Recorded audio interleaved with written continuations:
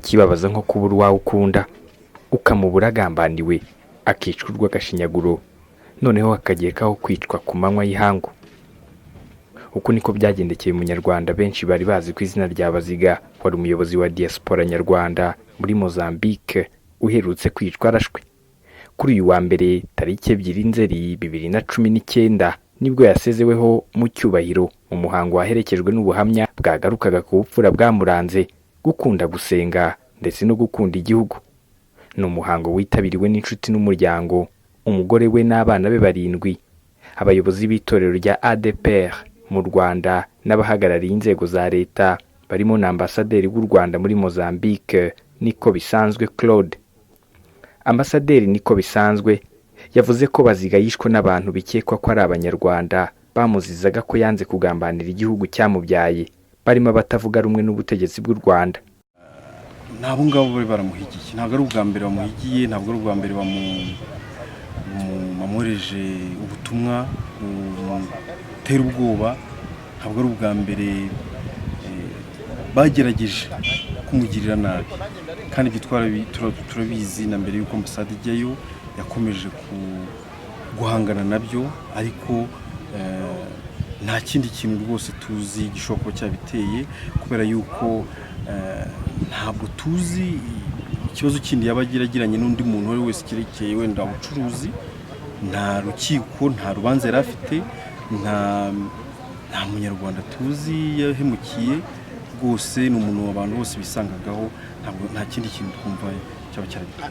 Erega nta nubwo ari twe tubazi gusa, ko n'ubuyobozi bwabo burabizi, n'ubucamanza bwabo burabizi. Abo bantu barafashwe, abantu polisi iri kubashakisha icyo gihe muri 2013 barihishe, amara iminsi bihisha, barabongera ntabwo tuzi rwose impamvu abanyarwanda badahabwa ubutabera, kuko ubuyobozi turabuganiriza, tugerageza kubabwira ibibazo bihari, tugerageza kubabwira impamvu twumva abanyarwanda bakoresha pasiporo, abanyarwanda bakunda igihugu, abanyarwanda batabagasubirayo gukora ubuzima busanzwe,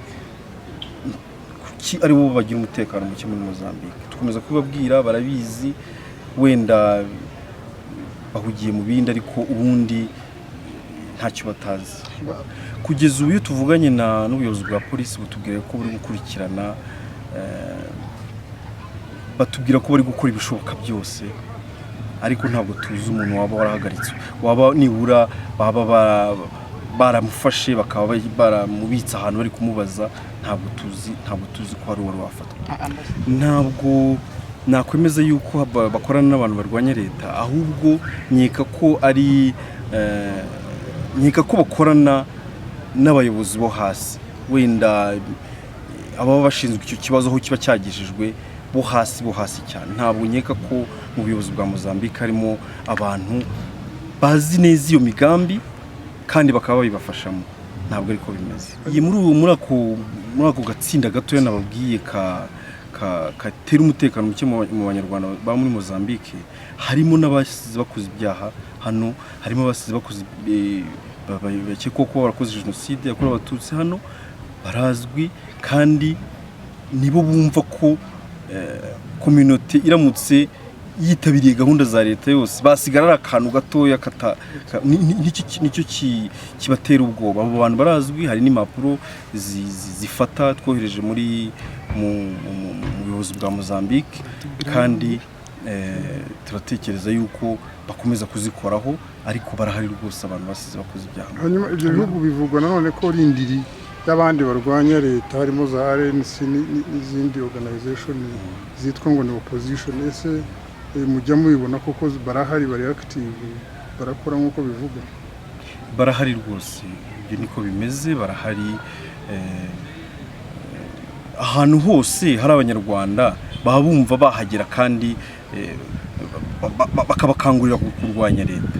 Hari abanyarwanda benshi hano baza bakatubwira bati kanaka ari gudukangurira gukora iki, ari gudukangurira kurwanya Leta, bari kutubwira ngo tujye muri izo za RNC cyangwa ibiki. Barahari, kandi bagereza kubatera ubwoba iyo batigiye muri izo gahunda zabo, ku buryo icyo kibazo kirahari kandi turakizi. ubuyobozi bwa ambasade y'u Rwanda muri Mozambique butangaza ko abanyarwanda babarizwa muri iki gihugu basaga 3,000 barimo 500 baba mu murwa mukuru witwa Maputo. Kugeza ubu ambasade y'u Rwanda itangaza ko abantu 6 aribo bamaze gufatwa mu bakekwaho uruhare mu rupfu rwa Baziga. Aba barimo Eric Thierry Gahomera urebereye inyungu z'u Burundi muri Mozambique. Ambassaderi Baziga Louis yavutse tariki 7 Nzeri 1972 mu murenge wa Huye, akarere ka Huye. Aza gutabaruka arashwe kuwa 26 Kanama 2019. Yakoze mu muryango MSF Médecins Sans Frontières kuva mu 1994.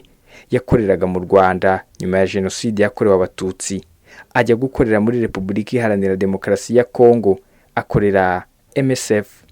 Mu 1997 nibwo yavuye muri Repubulika Iharanira Demokarasi ya Kongo ajya muri Mozambique gukorera imirimo y'ubucuruzi, ari nabyo yakoraga kugeza ubwo yitwaga. Yarahagarariye abanyarwanda muri Mozambique kuva mu 2011. Ku itariki ya 8 Kamena mu 2000 nibwo yaje kubatirizwa mu mazi menshi muri Mozambique, agirwa pasiteri mu itorero rya Pentecote. Simeon Stizo Muhumuza, iyi ni One Nation Radio i Kigali.